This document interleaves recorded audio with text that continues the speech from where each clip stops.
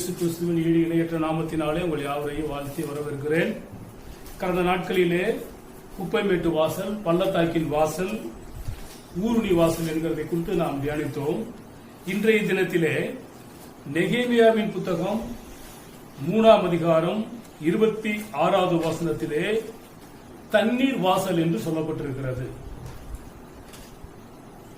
இந்த தண்ணீர் வாசல் அதை குறித்து நாம் இன்றைய தினத்தில் சிறிது நேரம் நாம் தியானிப்போம்.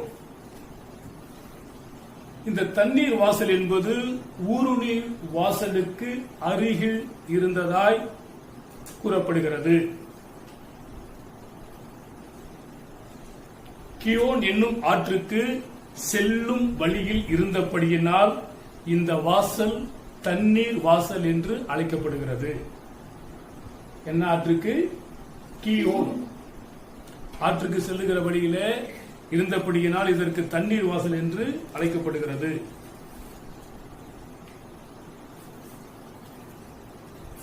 தண்ணீர் என்பது பொதுவாக எல்லாத்துக்குமே அவசியம். திருவள்ளுவர் இந்த தண்ணீரை பற்றி சொல்லும் பொழுது என்னென்ன குறளை சொல்றாரு? திருவள்ளுவர் தண்ணீரை பற்றி என்னென்ன குறள் சொல்லியிருக்கிறாரு? ஒரு குறள் சொல்றாரு, புறந்தூய்மை நீரால் அமையும், அகம் தூய்மை வாய்மையால் காணப்படும். அப்ப இந்த உலகத்திலே 3 பங்கு என்ன இருக்கிறது? நீர் இருக்கிறது.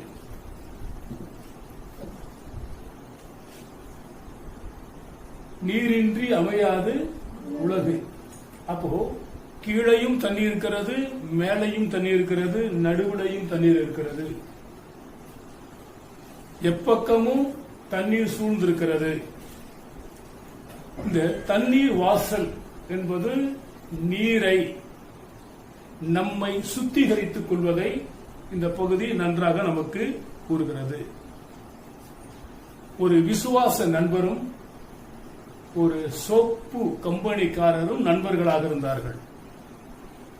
அப்பொழுது இந்த விசுவாசியை பார்த்து அந்த சோப்பு கம்பெனி அதிபர் கேட்டார், நீங்க இயேசு கிறிஸ்துவை பத்தி சொல்லிக்கிட்டே இருக்கிறீங்க, ஆனாலும் பாருங்க சாராய கடையில சாராயம் குடிக்கிறவன் சாராயம் குடிச்சுக்கிட்டு தான் இருக்கிறான், சீட்டாடுறவன் சீட்டாடிக்கிட்டு தான் இருக்கிறான், சிகரெட் குடிக்கிறவன் சிகரெட் குடிச்சுக்கிட்டு தான் இருக்கிறான், பாவத்துல வாழ்றவன் வாழ்ந்துகிட்டு தான் இருக்கிறான், ஒருத்தன் என்ன பண்றது இல்ல, நீங்களும் சொல்லிக்கிட்டு தான் இருக்கிறீங்க, ஒருத்தர் கேட்க மாட்டேங்கிறாங்களே என்று சொன்னார்.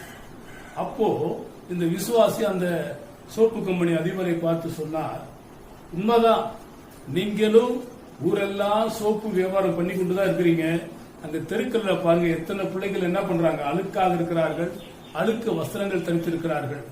அப்பொழுது அவர் சொன்னார், உண்மைதான் நீங்க சொல்றது, நாங்க சொல்றதான அந்த சோப்பு அவங்க வாங்கி பயன்படுத்துறது இல்ல, அதனால அவங்க சட்டை என்ன இல்ல சுத்தம் இல்லாம அழுக்காக இருக்கிறது என்று சொன்னார். அப்போ இந்த விசுவாசி சொன்னார், உண்மைதான், நாங்க சொல்லுகிறதான இயேசு கிறிஸ்துவ என்ன பண்றதுல இந்த ஜனங்கள் கேட்கவில்லை, அதனாலதான் சூதாட்ட கிளப்லையும் சாராய கடையிலையும் பாவ பழக்க வழக்கங்களையும் சிக்கி தவிக்கிறார்கள் என்று அவர்கள் சொன்னார். எனவே வாழ்க்கையிலே நாம் இயேசு கிறிஸ்து சொல்லுகிறதான காரியங்களை கடைபிடிப்போம் என்று சொன்னால் நிச்சயமாகவே நமது வாழ்க்கை சுத்தம் உள்ளதாக காணப்படும். தண்ணீரை குறித்து ஏற்கனவே நம்ம பிரசங்கத்தை நம்ம பண்ணியிருக்கிறோம். என்ன பிரசங்கம் என்று சொன்னால், ஆண்டவராக இயேசு கிறிஸ்து நான் தாகமாக இருக்கிறேன் என்று கேட்ட பொழுது சிலுவையிலே அவருக்கு கசப்பு கலந்த காடியை கொடுத்தார்கள். அப்ப அந்த தண்ணீருக்கு நிறம் கிடையாது, ஆனால் தண்ணீருக்கு சுவை உண்டு என்பதை குறித்து ஒரு 7 வகையான காரியங்களை தண்ணீரை குறித்து நாம் பார்த்திருக்கிறோம்.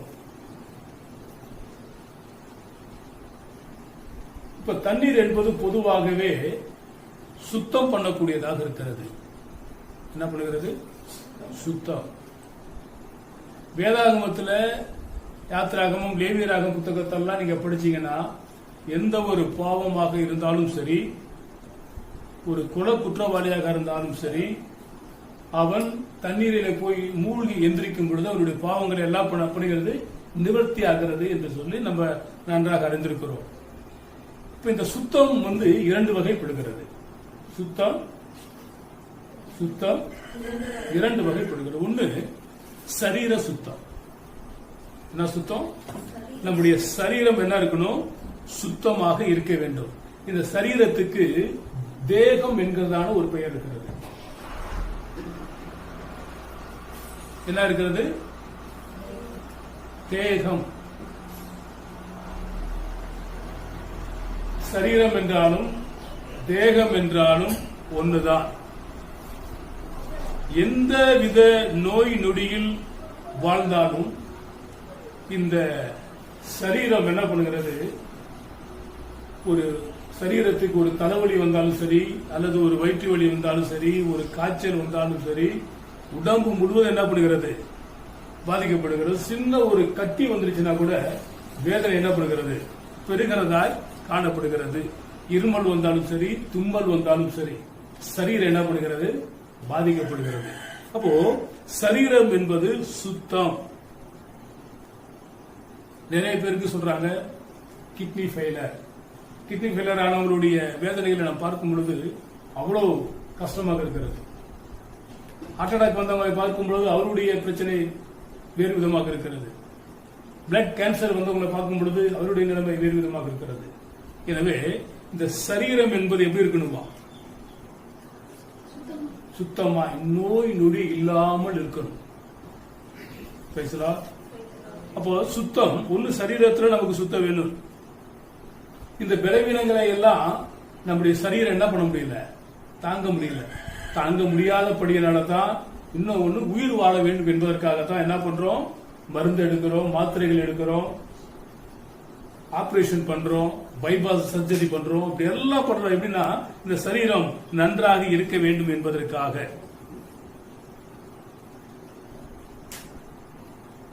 இப்போ ஒரு இடத்துல ஊசி போடுறோம்னாலும் அந்த ஊசி போட்ட இடம் சில நேரங்களில் பாத்தீங்கன்னா ஒரு 3 நாள் வரலும் கூட என்ன பண்ணி இருக்கிறது?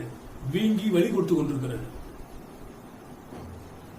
அப்ப சுத்தமாய் நம்ம வாழ வேண்டும் என்பதற்கு இந்த ஊருணி வாசல் ஒரு அடையாளமாக இருக்கிறது. இதை குறித்து ஒரு காரியத்தை பார்க்கும் பொழுது 2 ராஜாக்களின் புத்தகத்தில்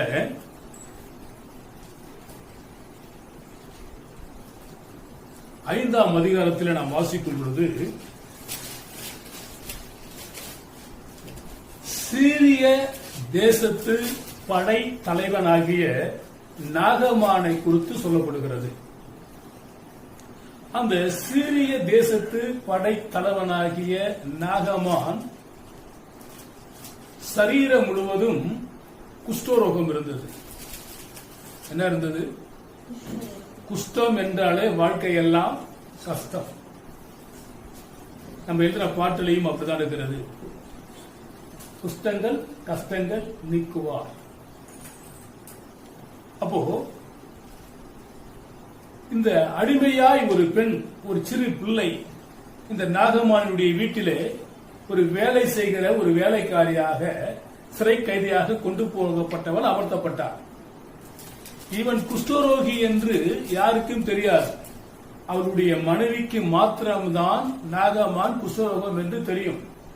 இவன் சரீரம் முழுவதும் மிலிட்டரி உடை அணிந்தவனாய், கோட் சூட் போட்டவனாய், பார்ப்பதற்கு எல்லாரும் நடுங்கக்கூடியவனாய், ஒரு வீர உள்ளவனாய் காணப்பட்டான். ஆனால் அந்த வஸ்திரங்களை எல்லாம் கலட்டின பிறகு அவனை பார்த்தால் உடல் முழுவதும் குஷ்டரோகமாக காணப்படும். அந்த குஷ்டரோகத்தை பார்க்கும் பொழுது குஷ்டரோகம் என்பது சாதாரணமான ஒரு காரியம் அல்ல. இந்த குஷ்டரோகம் இவன் வேறு ஒரு நாட்டை சேர்ந்தவனாக இருந்தாலும் வேதம் கூறுகிறது, இஸ்ரவேலிலே ஒருவன் குஷ்டரோகமாக இருந்தால் அவன் ஊருக்குள் வாழ முடியாது. அவன் தீட்டு உள்ளவனாய் கருதப்படுவான். அவன் ஊருக்கு வெளியில்தான் அவன் காணப்பட வேண்டும். அவன் தீட்டு தீட்டு என்று சொல்லிக் கொண்டு ஓடிவிட வேண்டும். அப்படி இருக்கும் பொழுது ஒரு குஷ்டரோகி இஸ்ரவேல் தேசத்துக்குள் வருவது என்பது ஒரு சாதாரணமான காரியம் அல்ல. அங்க வேலை செய்து கொண்டிருந்ததான அந்த சிறு பெண் எதிர்பாராத விதமாய் அந்த நாகமானை பார்க்கும் பொழுது அவன் சரீரம் முழுவதும் குஷ்டரோகம் காணப்பட்டது. குஷ்டத்திலே பல வகையான குஷ்டரோகங்கள் இருக்கிறது. அதை நீங்கள் லேவியராகம புத்தகத்துல 13ஆம் அதிகாரமும் 14வது அதிகாரத்தையும் நீங்கள் வாசித்தால் எந்த இதுக்கெல்லாம் குஷ்டம் வரும் என்பதை சொல்லப்பட்டிருக்கிறது. அதை நீங்கள் தொடர்ந்து அந்த 2 அதிகாரத்தை நீங்கள் வாசித்து பார்த்தீங்கன்னா அந்த குஷ்டரோகங்களை பற்றிய காரியங்களையும் அது ஆசிரியனுக்கு எப்படி காண்பிக்க வேண்டும் என்பதிலும் அதற்கு என்ன பலி நிவாரணம் என்பதும் தெளிவாக சொல்லப்பட்டிருக்கிறது. அப்போ அந்த சிறு பெண் பார்த்து தன்னுடைய நாச்சியார் இடத்திலே, நாச்சியார் என்றால் எஜமாட்டி, தன்னுடைய தலைவி, அவர்கிட்ட சொல்றார், என்னுடைய ஆண்டவன், என்னுடைய எஜமான் ஏன் இங்கே கஷ்டப்படணும்? அங்க எங்க ஊர்ல ஒரு தீர்க்கதரிசி இருக்கிறார், அங்கே போனால் இந்த குஷ்டம் சுகமாகும். இது தன்னுடைய நாச்சியார் எஜமாட்டி தன்னுடைய கணவன் நாகமான் இடத்தில் சொல்ல, நம்மிடத்தில் வேலைக்கு வந்திருந்தான பெண் இப்படியாக சொல்லுகிறார். இவன் அதை தன்னுடைய ராஜா கிட்ட போய் சொல்லுகிறான். அந்த ராஜா ஒரு நிருபத்தை எழுதி இஸ்ரவேல் ராஜாவுக்கு அனுப்புகிறான். என்னவென்றால், என்னுடைய தளபதியை, அவன் சரீரம் முழுவதும் குஷ்டரோகமாக இருக்கிறது, அவனை நான் உம்மிடத்தில் என்ன பண்ணுகிறேன், அனுப்பி வைக்கிறேன், நீர் அவனை சுகப்படுத்தி அனுப்பும். அதை அந்த கடிதத்தை இவன் வாங்கி படித்த உடனேயே இந்த ராஜாவுக்கு திகில் பிடித்தது. நான் என்ன கனவுலா, நான் எப்படி இவனை சுகமாக்க முடியும் என்று வருந்தி கேட்டு தன்னுடைய வஸ்திரங்களை எல்லாம் கிழித்துக் கொண்டான் என்று வேதம் கூறுகிறது. இதைதான் எலிசா அறிந்தான். ஒரு ஆளை அனுப்பி, நீருடைய வஸ்திரத்தை ஏன் கிழித்துக் கொள்ள வேண்டும், அவன் வந்தால் என்னிடத்தில் அனுப்பும் என்று சொன்னான். அப்படியாக அந்த நாகமான் வரும் பொழுது, நாகமான் ராஜா சொன்ன பிறகு எலிசாவின் இடத்தில் வருகிறான். எலிசாவின் முகத்தை கூட பார்க்கவில்லை. நீ போய் யோர்தானிலே 7 முறை என்ன பண்ணு, மூழ்கி எழுந்திரு, உன்னுடைய குஷ்டரோகம் நீங்கும் என்றான். இவன் ஆக்ரோஷம் இவனுக்கு வந்தது, மிகவும் எரிச்சல் வந்தது. எங்களுடைய தேசத்தில் இல்லாத நதிகளா உம்மிடத்தில் இருக்கிறது என்று சொல்லி கொக்கரித்தான். வீரமாய் புறப்படும் பொழுது அவனோடு கூட வந்ததான ஒரு வேலைக்காரன் சொன்னான், அவர் கஷ்டமான ஒன்றையும் சொல்லவில்லையே, யோர்தானிலே 7 முறை மூழ்கிதானே எழுந்திருக்க சொன்னார், நாம் அப்படி செய்து பார்த்தால் ஒருவேளை நீங்கிவிடும் அல்லவா. அதற்கு அவன் அர்ப்பணித்தவனாய், கீழ்ப்படிந்தவனாய், குஷ்டரோகம் நிறைந்து மனவேதனையோடு கூட 1 முறை, 2 முறை, 3 முறை, 4 முறை, 5 முறை, 6 முறை, 7 முறை என்று அவன் மூழ்கி எழுந்தான். 7வது முறை சிறு பிள்ளையின் சரீரம் போல் மாறினது. இது எவ்வளவு பெரிய அற்புதமான ஒரு சுகம் பாருங்கள். தண்ணீர் என்பது சுத்திகரிக்கக்கூடியது. இந்த சுத்திகரிப்பு சரீர சுத்தம், தேக சுத்தம். ஒரு சிலர் மரித்து போன பிறகும் பாத்தீங்கன்னா அவங்களை தண்ணி ஊத்தி குளிப்பாட்டி தான் அடக்கம் பண்ணவே கொண்டு போவாங்க. அப்படியே கொண்டு போய் எரிச்சிடுறது, அப்படியே போய் புதைச்சிடலாமே, இல்ல, அதை சுத்தப்படுத்தி சேவிங் எல்லாம் பண்ணாம இருந்தா சேவிங் பண்ணி, முடி வெட்டாம இருந்தா சிலருக்கு முடி வெட்டி நல்லா பவுடருக்கு பொருளா அடிச்சு நல்லா மேக்கப் பண்ணி தான் கொண்டு போயிட்டு புதைக்கிறாங்க. அப்ப சுத்தம் என்பது ஒவ்வொரு மனிதனுக்கும் அவசியம். இப்போ சரீரத்திலே சிலருக்கு பல வகையான காரியங்கள் அடங்கியிருக்கிறது.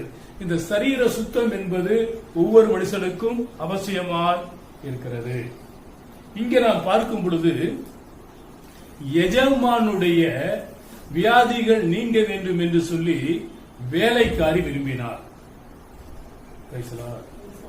அதை புதிய ஏற்பாட்டிலே நான் பார்க்கதான வேலைகளிலே, நேற்று தினத்தில் நான் யோசித்து தியானித்ததான வேலைகளிலே, இந்த 100க்கு அதிபதி தன்னுடைய வேலைக்காரன் சுகமாக வேண்டும் என்று விரும்புகிறான்.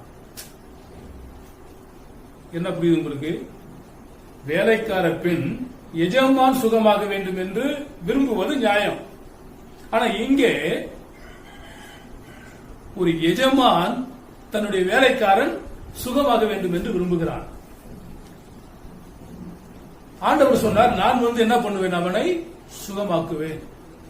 அப்ப அவன் சொல்கிறான், என்னுடைய வீட்டுக்கு வருவதற்கு நான் பாத்திரவான் அல்ல, நீங்கள் ஒரு வார்த்தை சொல்லுங்கள், அப்பொழுது என்னுடைய வேலைக்காரன் சுகமாவான்.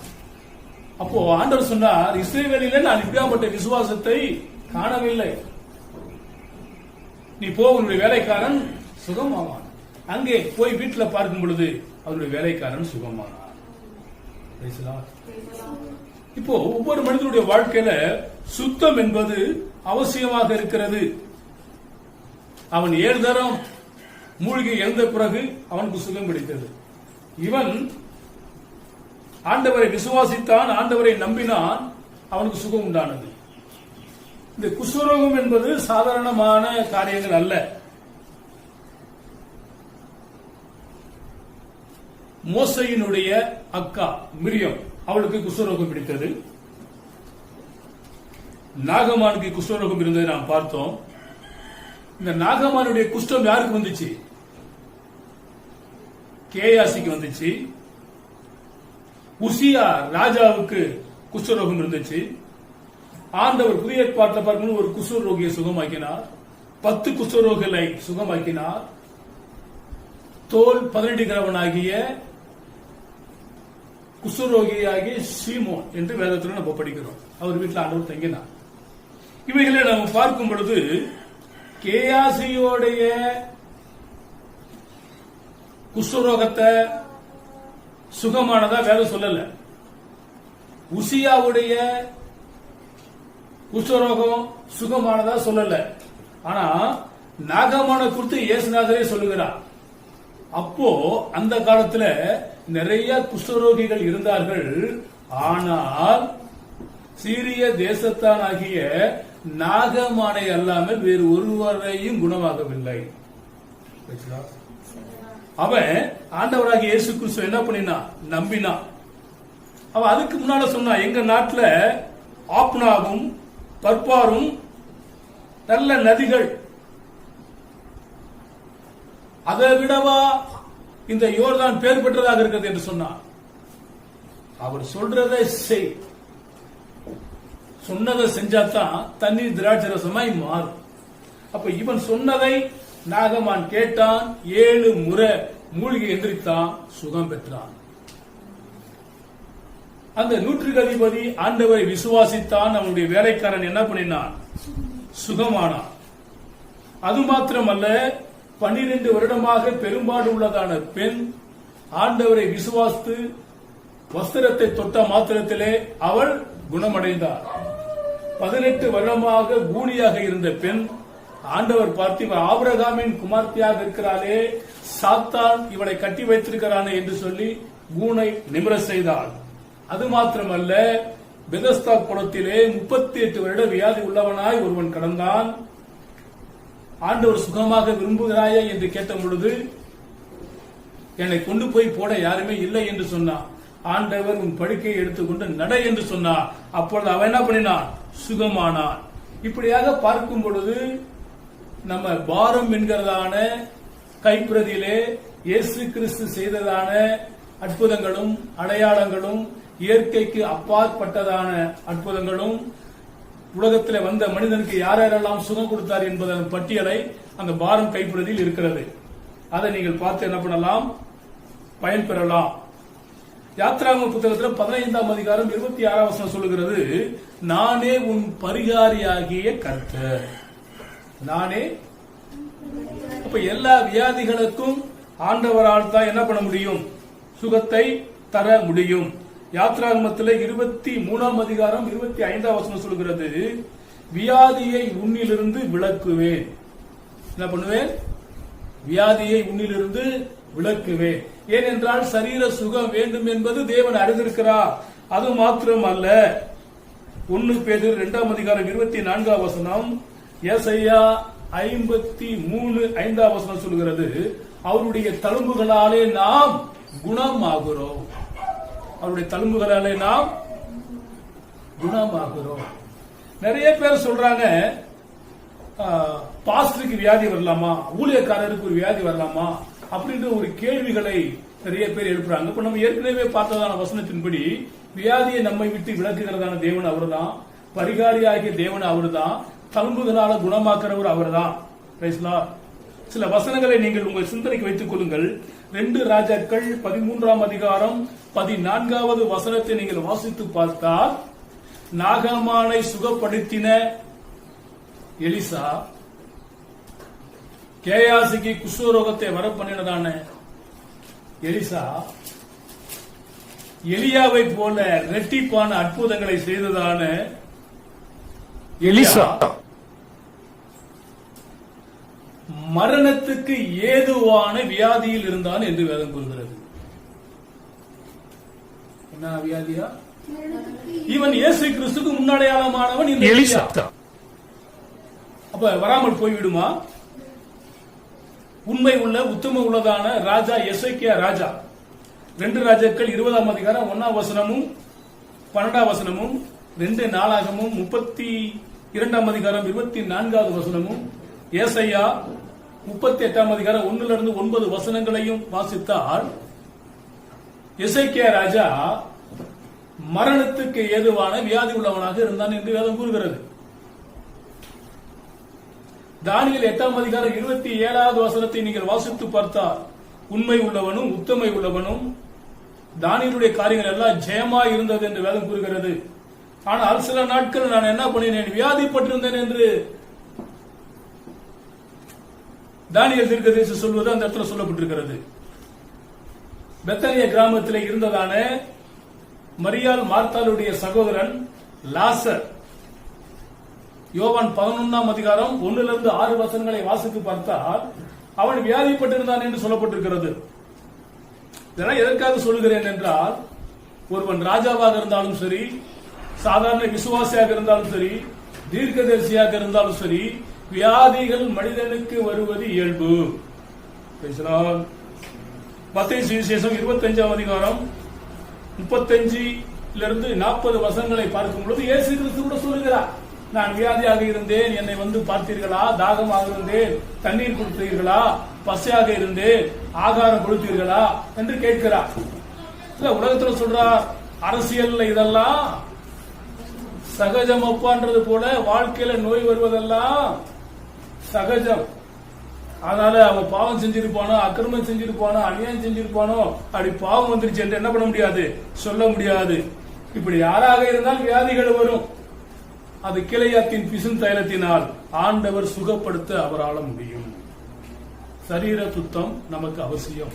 2வது, ஜீவியத்தில ஒரு சுத்தம் வேண்டும். ஒன்னு சரீர சுத்தம், ஜீவியத்தில ஒரு சுத்தம்.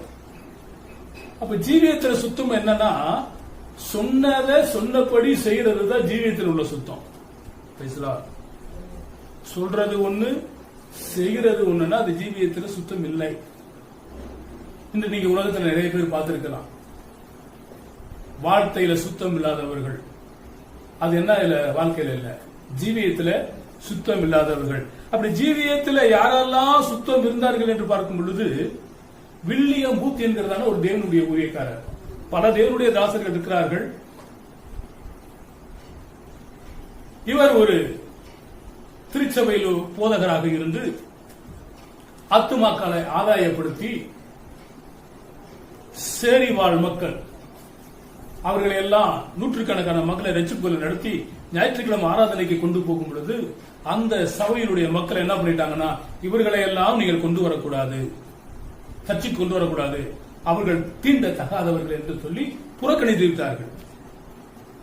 அப்போ சிறுமைப்பட்டவன் மேல் சிந்தை உள்ளவர்கள் பாக்கியவான்கள் என்று வேதம் கூறுகிறது என்று சொல்லி ஒரு பல வசனங்களை எல்லாம் சொல்லி கேட்கும் பொழுது, அப்படி என்றால் அவர்களுக்கு தனி ஆராதனை, இவர்களுக்கு ஒரு தனி ஆராதனை வைத்துக் கொள்ளலாம் என்று அவர்கள் சொன்னார்கள். இதை வில்லியம் பூத் ஒத்துக்கொள்ளவில்லை. இதை கூட கடைபிடிக்காத உனக்கு எதற்கு ஞானஸ்தானம், உனக்கு எதற்கு அபிஷேகம், உனக்கு எதற்கு திருவிருந்து என்று சொல்லி அதிலிருந்து பிரிந்து வந்ததுதான் சோப் சூப் சால்வேஷன் என்கிறதான ஒரு திருச்சபையை நிறுவினார். ஏறக்குறைய 127 நாடுகளுக்கு மேல அந்த ஸ்தாபனம் இருக்கிறது. அந்த ஞானஸ்தானம் கிடையாது, திருவிருந்து கிடையாது, அபிஷேகம் கிடையாது. இந்த நம்ம அடிக்கிற கொட்டு ட்ரம் அவர்கள் தான் முதலாக கொண்டு வந்து சர்ச்சில பயன்படுத்தினார்கள். கேப்டன்களை போல அவருடைய ட்ரெஸ் எல்லாம் இருக்கும். அப்போ இவ்வளவு நீ பிரசங்கம் பண்ணி ஜீவியத்தில் உனக்கு என்ன இல்ல, சுத்தம் இல்ல. அப்ப தனி ஒரு கூட்டத்தை குறித்து அவர் தனியா ஒரு சபையை ஆரம்பித்து நடத்தினார். ஆனால் வேதம் அதை ஏற்றுக்கொள்ளவில்லை. ஞானஸ்தானம் எடுக்க வேண்டும், திருவிருந்து எடுக்க வேண்டும், அபிஷேகம் பெற வேண்டும் என்று வேதம் கூறுகிறது. அவர் அந்த ஏருக்கு மாறான ஒரு காரியம் இருந்ததினால் அதை ஏற்றுக்கொள்ளாமல் அவர் வெளியில வந்து விட்டார். அதுபோல சாது சுந்தர் சிங் என்பவர் காசி யாத்திரையிலே ஒரு சன்னியாசியை சந்திக்கும் பொழுது அந்த வயது முதிர்ந்தவர் இவரை பார்த்து கேட்டார், உங்களுடைய இளம் வயதிலேயே நீங்க சன்னியாசி ஆகிவிட்டீர்களே? ஆமா. அவர் சொன்னாரு, நாங்கள் சிறு வயதில ஆடணும், பாடணும், நல்லா படிச்சோம், திருமண வயசுல திருமணங்களை பேர பிள்ளைகளாம் நாங்க பார்த்துட்டோம், இப்போ நாங்கள் சன்னியாசியை மாறிட்டோம். அப்ப இவர் சொன்னாரு, இதெல்லாம் முடிஞ்சு போன பிறகு நீ சன்னியாசியா வருவதனால ஒரு பிரயோஜனம் இல்ல, இளமையில் தன் நுகத்தை சுமக்கிற மனுஷன் வாக்கியவான் என்று சொல்லி இவர் அவரிடத்துல உரையாடினதான ஒரு உரையாடல் இருக்கிறது. அப்ப ஒரு மனிதனுடைய வாழ்க்கையில ஜீவியத்திலே சுத்தம். தாவீது சொல்லுகிறார் 2 சாமுவேல் 22ஆம் அதிகாரம் 21 27 வசனங்களும், சங்கீதம் 18 20வது வசனமும், சங்கீதம் 19 9 14 வசனங்களும், சங்கீதம் 24 3வது வசனமும் 4வது வசனமும், இவைகளெல்லாம் அவர் பல பாவங்கள் எல்லாம் செய்து எல்லாவற்றையும் அறிக்கை செய்து விட்டு பிறகு அவர் வாழ்க்கை, அவருடைய ஜீவியம் சுத்தம் உள்ளதாக இருந்தபடியினால் கர்த்தர் அவரோடு கூட இருந்து ஆண்டவர் வழி நடத்தினதாக அந்த வேத பற்றி கூறுகிறது. ஒரு வசனத்தை கூட வாசிப்பார்கள். இந்த 2 சாமுவேல் 22வது அதிகாரம் 21 27 வசனங்கள் ஒருத்தர் வாசிப்போம். 2 சாமுவேல் 22வது அதிகாரம் 21 27 வசனங்கள். கர்த்தர் என் நீதிக்கு தக்கதாக எனக்கு பதில் அளித்தார், என் கைகளின் சுத்தத்துக்கு தக்கதாக எனக்கு சரி கட்டினார், கர்த்தருடைய வழிகளை காத்துக் கொண்டு வந்தேன், நான் என் தேவனுக்கு துரோகம் பண்ணினதில்லை, அவருடைய நியாயங்களை எல்லாம் எனக்கு முன்பாக நிறுத்தினேன், நான் அவருடைய பிரமாணங்களை விட்டு விலகாமல் அவர் முன்பாக மன உண்மையாக இருந்து என் துர்க்குணத்துக்கு என்னை விலக்கி காத்துக்கொண்டேன். ஆகையால் கர்த்தர் என் நீதிக்கு தக்கதாகவும் தம்முடைய கண்களுக்கு முன் இருக்கிற என் சுத்தத்துக்கு தக்கதாகவும் எனக்கு பதில் அளித்தார். தய உள்ளவனுக்கு நீ தய உள்ளதா இருக்கிறது போல உத்தமனுக்கு நீ உத்தமராகவும் புனிதனுக்கு நீ புனிதராகவும் மாறுபடுகிறவருக்கு நீ மாறுபடுகிறவராகவும் இருக்கிறீர். இது ஜீவியத்திலே சுத்த உள்ளவனுக்கு உள்ளதான காரியங்கள். நான் சொன்னதான பல வசனங்களையும் நீங்கள் குறித்து வைத்துக் கொண்டு நீங்க போய் பார்க்கலாம். அதற்கு அடுத்து நீங்க பார்க்கும் பொழுது எசேக்கியா ராஜா 2 நாளாகமம் புத்தகத்தில்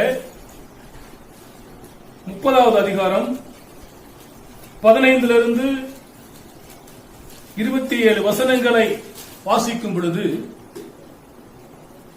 எசேக்கியா ராஜா சொல்கிறதான காரியங்கள், அவர் ஜீவியத்திலே சுத்தம் உள்ளதான காரியங்களை எல்லாம் அந்த பகுதி சொல்லுகிறது. அவர் சொல்லுவார், உம்முடைய பார்வைக்கு நான் நலமானதை அல்லவா செய்தேன். பேசுகிறார். இப்படியாக ஆண்டவரிடத்திலே அவன் போராடும் பொழுது 15 வருடங்கள் அவனுக்கு குட்டி கொடுக்கப்படுவதை நாம் அறிந்திருக்கிறோம். அந்த 15 வருடங்களுக்கு பிறகு அவன் மனாசேயை பெற்றெடுத்தான். மனாசே இஸ்ரவேல் மக்களை சீர்கேடான வழியில நடத்தினான் என்பது ஒரு பக்கம் இருந்தாலும், இவன் சுத்த உள்ளவனாக இருந்தபடியினாலே அவருக்கு ஆண்டவர் ஆயுசு நாட்களை கூட்டி கொடுத்தார். தாவீதாக இருக்கட்டும், எசேக்கியா ராஜாவாக இருக்கட்டும், யோபு சொல்கிறார் பாருங்கள். 1ஆம் அதிகாரம் 4 வசனங்களை நீங்கள் வாசிக்கும் பொழுது, தன்னுடைய பிள்ளைகள் ஒரு வேளை கர்த்தருக்கு விரோதமாக பாவம் செய்திருப்பார்களோ என்று சொல்லி என்ன பண்ணுவானா, பிள்ளைகளுக்கு பாவ நிவாரண பலிகளை செலுத்தி அவர்களை சுத்தவன்களாய் மாற்றுவானா.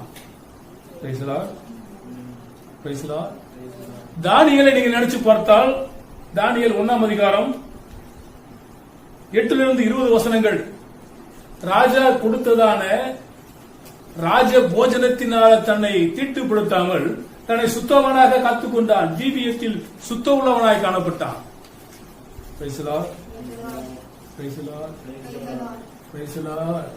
எனவே வாழ்க்கையில சரீர சுத்தம் என்பது வேற, ஜீவிய சுத்தம் என்பது வேற.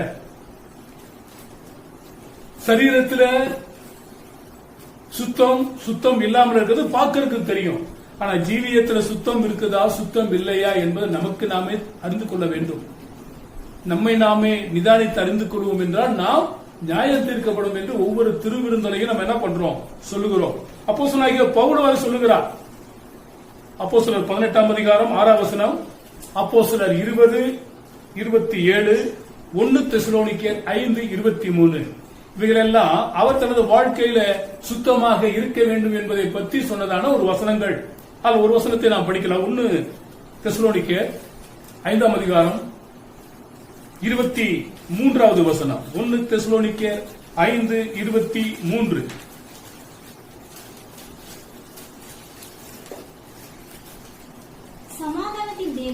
சமாதானத்தின் தேவன் தாமே உங்களை முற்றிலும் பரிசுத்தமாக்குவாராக. உங்கள் ஆவி, ஆத்துமா, சரீரம் முழுவதும் கர்த்தராகிய இயேசு கிறிஸ்து வரும்பொழுது குற்றமற்றதாய் இருக்கும்படி காக்கப்படுவதாக. இதெல்லாம் ஜீவியத்திலே சுத்தம். நாம் ஒவ்வொருவரும் என்ன பண்ணணும்? பரிசுத்தம் இல்லாமல் ஒருவன் கர்த்தரை தரிசிக்க முடியாது. அப்போ சிலர் சுத்தம் சுத்தம் சுத்தம் என்று பேசுகிறார்கள். கால கழுவினாதான் திருவிருந்து என்று சொல்கிறார்கள். மக்கள் பார்ப்பதற்காக கால் கழுவுவது முக்கியம் அல்ல. ஜீவியத்தில் சுத்தம் என்பது ரொம்ப ரொம்ப அவசியமானதாக இருக்கிறது. நம்முடைய இருதயமே நம்மை குற்றவாளியாக தீர்க்குமானால் நாம் எங்கே போய் நிற்க முடியும்? ஒரு ஹோட்டல்ல அடிக்கடி தங்க ஸ்பூன் எல்லாம் திருடு போயிட்டே இருந்துச்சான். அதை எடுத்துட்டு போனவர் யாருன்னு பாத்தீங்கன்னா மிகப்பெரிய ஒரு கோடீஸ்வரர். பல தடவை அவர் என்ன பண்ணிருப்பாராம், அதுக்கு காசு கட்டிடுவாராம். அவரு எதிர்பாராத விதமா அவருடைய இயற்கை சுபாவம் எது கிடைச்சாலும் எடுத்து என்ன பண்ணிருது, பாக்கெட்ல போட்டுக்கிறது. அது போல பல சமயம் காணாம போனபடினால ஒரு தடவை என்ன பண்ணாங்களா, முன்னால ஒரு அட்டை வச்சாங்க. அப்பெல்லாம் அந்த கேமரா அது இந்த மாதிரில மேலே உள்ள ரூம்ல இருந்து இங்கே நடக்கிறதான எல்லா காரியங்களும் கண்காணிக்கப்படுகிறது என்று சொல்லி வைத்தாங்களாம். யாரையும் குற்றப்படுத்தல. அன்னையில இருந்து என்ன போச்சா, அந்த திருட்டு தனமே அந்த ஹோட்டல் தான் நடக்கலையே. இது எதை காட்டுகிறது? ஜீவியத்தில் சுத்தம் உள்ளதா காரியங்களை காட்டுகிறது. உலக பிரகாரமான காரியங்களை இங்கு பார்க்கும் பொழுது மகாத்மா காந்தியை சுட்டு கொன்னதான கோட்சேக்கு என்ன இல்லை, சுத்தம் இல்லை. ஆனா ஒரு புறம் பார்க்கும் பொழுது காந்தியடிகளை கோட்சே சுட்டு கொன்னது சரி அப்படி என்று சொல்லுகிறார்கள். ஏன் என்றால் காந்தியடிகள் சத்தியாகிரகத்துக்கு வந்தது கோட்சேக்கு பிடிக்கல, அந்த கொள்கைக்காரருக்கு அதான் சுட்டுக் கொண்டார். அது ஒரு பக்கம் சரி என்று சொல்கிறார்கள். இந்திரா காந்திக்கு மெய் காப்பாளனாக இருந்தவர்கள் உண்மை இல்லை, அதனால்தான் நம்பின பொழுது என்ன பண்ணினாங்க, சுட்டு கொன்னார்கள். வீரபாண்டி கட்டபொம்மனை யார் காட்டி கொடுத்தா? எட்டையப்பன் காட்டி கொடுத்தான். ஆனா ஜீவியத்தில் உண்மை இல்லை. அது போல வேதாகமத்தில் நம்ம பார்க்கும்போது பலர் இருக்கிறார்கள். காயின், பிளையாம், ஆகான், அப்சலோம், ஏசா, எசபேல், ஆமான், யூதாஸ், அனனியா, சபுரா. அது மாத்திரமல்ல, அகாசுவேரர் ராஜா கிட்ட இருந்தான மெய் காப்பாளர்கள், அவர்களே கொள்ள முயற்சி பண்ணினார்கள். இதெல்லாம் ஜீவியத்திலே சுத்தம் இல்லை என்பதை காட்டுகிறது. இந்த ஜீவியத்திலே சுத்தமும் சரீர சுத்தத்தையும் காட்டுவதுதான் எது? தண்ணீர் வாசல். தண்ணீர் என்பது சுத்தம். இந்த தண்ணீரை குறித்து நாம் பார்க்கும் பொழுது வேதத்தை நம்ம படிக்கிறோம், மறு ஜென்ம மூழ்கினாலே நம்மை ஆண்டவர் சுத்தப்படுத்துகிறார். எஸ்தருடைய சம்பவத்தை நம்ம நினைத்து பார்க்க வேண்டும். 6 மாதங்கள் வெள்ளை புலத்தினாலும் 6 மாதங்கள் வாசனை திரவியத்தினாலும் தன்னை சுத்தப்படுத்தின பிறகு அவள் ஆகாசுவர ராஜாவுக்கு மனைவியானார்.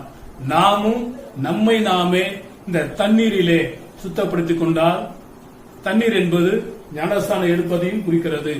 தண்ணீர் என்பது ஆசீர்வாதத்தையும் குறிக்கிறது. தண்ணீர் என்பது அபிஷேகத்தையும் குறிக்கிறது. தண்ணீர் என்பது நித்திய ஜீவனையும் குறிக்கிறது. எனவே இந்த தண்ணீர் என்பது, இந்த தண்ணீர் வாசலுடைய சத்தியங்கள் இதுதான். எது? சரீரத்திலேயும் சுத்த வேண்டும், ஜீவியத்திலும் சுத்த வேண்டும். சரீரத்தை தண்ணீரை போட்டு கழுவிடலாம், ஆனா ஜீவியத்தை என்ன பண்ண முடியாது, கழுவ முடியாது. அது வசனம் தான் நம்ம சுத்தப்படுத்தும். இயேசுவின் ரத்தம் தான் நம்ம சுத்தப்படுத்தும். பரிசுத்த ஆவியானவர் தான் கண்ணை வைத்து ஆலோசனை சொல்லி நம்ம சுத்தப்படுத்துவார். எனவே இந்த தண்ணீர் வாசலில் இருக்கிற சத்தியத்தின்படி ஆண்டவரே, எங்களுடைய சரீரம் மாத்திரமல்ல, எங்களுடைய ஜீவியமும் சுத்தமாக இருக்க எங்களுக்கு உதவி செய்யும் என்று சொல்லி ஆண்டவரை நோக்கி நாம் பார்ப்போம். ஆண்டவரை நோக்கி நாம் பார்த்து தேவனை ஸ்தோத்தரித்து நாம் ஜெபிப்போம். கர்த்தர் நம்மை ஆசீர்வதிக்கட்டும். உன்னதமான தேவனை நோக்கி பார்த்து நாம் ஜெபிக்கலாம்.